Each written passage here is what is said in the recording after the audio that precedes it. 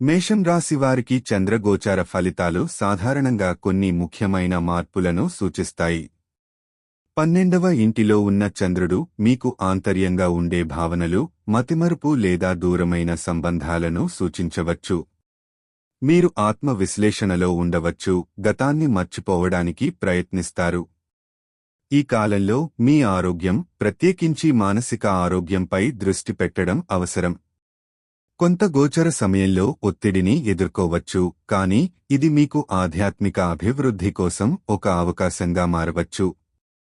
నిద్ర సంబంధిత సమస్యలు, కలలు మరియు ఆత్మీయ అనుభవాలు మీకు కనిపించవచ్చు.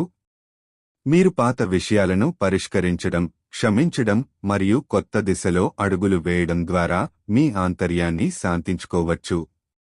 మీరు సృజనాత్మకతను పెంపొందించడానికి రచన లేదా కళలలో కృషి చేయడం ద్వారా మీ భావాలను వెలిబుచ్చవచ్చు.